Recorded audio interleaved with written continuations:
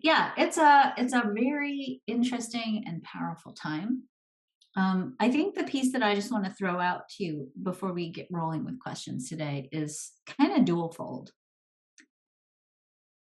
Yeah, there's a lot of heaviness on the planet right now, and I think a lot of us have really been hit with it. And unfortunately, it seems like the heaviness of the planet seems commonplace anymore. That it's pretty much the order of the day. And I want to remind us, first of all, and by the way, as I say this, please know that I'm really looking at this with the logical definition in my chart, and I am not in any way discounting or wanting in any way to discount personal tragedies. If you're in the middle of it and it's your life, you know, it's really personal. And I don't want to discount that at all. I think sometimes it's very easy. And this is probably the flaw in systems theory and thinking strictly from logic and reasoning is we forget the emotional piece. And if you look at logic in the chart, you see that there's no heart. I mean, there's heart in logic, but there's no emotions in logic, right? So the piece that I just want to remind you all is that, first of all, if you feel powerless over the situation, this is actually, you'll see this in my update this week. I'm seeing on Facebook this meme that came out the last time there was a big tragedy. And I hate this meme. I'm just going to come out and say it. I hate it. And the meme goes, love and light with a big X through it, right? And then it says policy change. And I want to just caution us that we're really deeply entrained towards binary thinking, that we're really trained to think this or that, right? And that sets us up to be, challenged to find the continuity on the spectrum and to find, if you look at a Venn diagram, that place in the middle where we have commonality. I certainly would say that if you're discounting love and light or exchanging it for policy change, I am not saying we don't need policy change. 100% clear. We need some radical third dimensional change on this planet in multiple arenas. For all of us, we're in different geographical locations and our focus might be a little bit different. But for all of us, we're looking in a third dimensional world going, there's some work that needs to be done. And I don't want to live in a world where we don't do that work before we align first. If we're not aligning first, we're not doing love and light or prayers and thoughts first, we're reacting and not being deliberate. And a world where we're making reactive changes is not a world where we're creating sustainably. When we are in that place of reactivity and we're not calibrating ourselves, we're not really well equipped to vet and evaluate the options in front of us from an aligned place. And that puts us at risk to defaulting to making choices from our conditioning or defaulting to making changes that are not going to sustain where we're headed.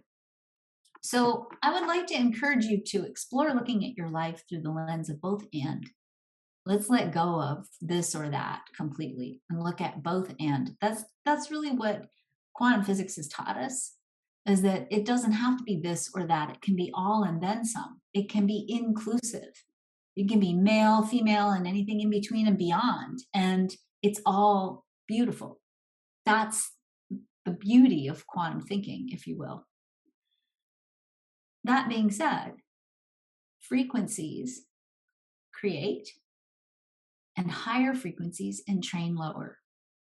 When you walk around in this world with your heart wide open, which every single one of you do, that's why it feels so hard, because your heart as a compass is going, what? No, this is not right. Feels so wrong. My compass needle is doing this, right? Your job, if you will, is to hold the highest frequency possible. Lower frequencies cannot disrupt higher frequencies. It's physically impossible. If you go into a lab and you have a high frequency wave and a low frequency wave, the low frequency wave is not going to pull the high one down. The high frequency wave pulls the lower one up. That's the whole premise of homeopathy and why homeopathy works. It's all about entrainment of vibrations. our conditioning makes us vulnerable to losing our vibe, which is why the most important thing you can do right now is to please decondition yourself to the best way possible. One of the things I wrote about today is there is about courage, and I talked about courage through the lens of my background, which is Judaism. In Judaism, there's a phrase called ometz or ometz lev, which is one of the three kinds of courage. It's a courage that says you move forward anyway. You find the heart strength to keep moving forward with heart. In a world that feels like it's at a crossroads, and I might lovingly and gently say, if we look at what's going on in the transits, we are kind of at a crossroads. I want to say that if we go beyond the crossroad might be like this, the road might look like this, but eventually it's going to meet up either way. Either way, in the end, when these two roads meet up again, the end result of where we're headed is going to be extraordinary. I think that's the promise of what the celestial weather brings. I believe it's the promise that all of you know in your heart. You all know that we're not going down. But where we are right now is really at a crossroads about how are we going to get there? And so that exploration for us and our source of power is to be standing at this crossroads and to say, are we going to take the bumpy, hard, horrible path and get to the end part, or are we going to take the aligned path and keep leading people this way? We will make that change when we hit critical mass. And we'll hit critical mass, first of all, when we, each and every one of us, consciously remember through the strength of our daily practice. And I'm saying that on purpose because you can't come into a crisis situation unpracticed and think you can shift it. Heart strength, courage, takes the strength that comes from building up inside of yourself a reservoir frequency, if you will, by on the daily, bringing yourself back to baseline. Does it mean you're going to have wobbles? Totally. You'll have wobbles. It's okay to have wobbles. You're going to have wobbles. But it's about, are you going to bring yourself back to baseline? Are you going to go off on a tangent into the despair and never come back? Or are you going to go, wow, this is really crappy. I'm hurting. The world is hurting. I feel so disempowered. I don't know what to do.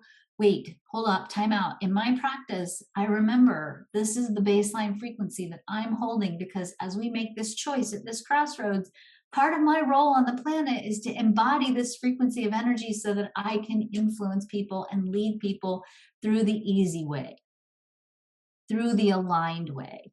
And each and every person who I pull into this frequency adds to a critical mass of frequency. And at a certain point, we're going to hit that critical mass. And when we do, the changes that need to happen to take us to where we know we're headed will happen instantly. We'll think it's an overnight phenomenon and we won't remember that it was 20 years of going, no, wait, this isn't true. That's not what I'm doing. We're not doing this. I'm just going to keep aligning. That's true for us on a personal level. That's true for us on a tribal level. That's true for us on a collective level. Our job is to keep holding the vibe, to know that even if we think that's not enough, it is enough. I'm not saying don't also take the actions. If you feel inspired to call your congressman or call your senator to do all those things, do those things. But don't think that your being in alignment isn't enough.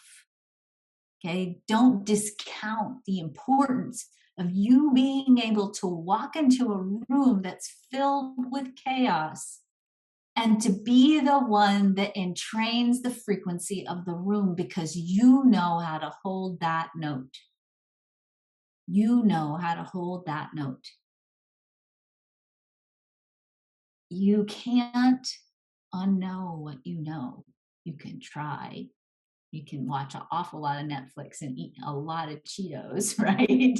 But you really can't unknow what you know. And so don't lose perspective because the undulations and the fluctuations across the baseline feels so horrible.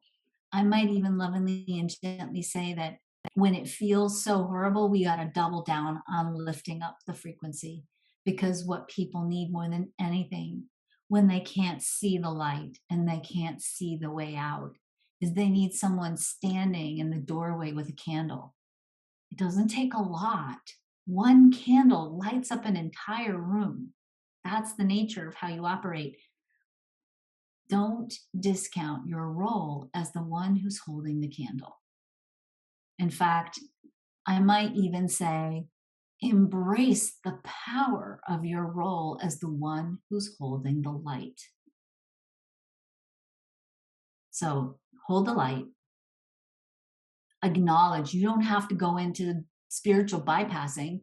It's crappy. It's totally crappy. It's a terrible artifact of bad conditioning, or we might even reframe it and say it's a terrible artifact of a world that is evolving and trying to heal the karma of self-worth and value. You don't have to go all la la la la la and ohm your way into something beautiful. It's terrible.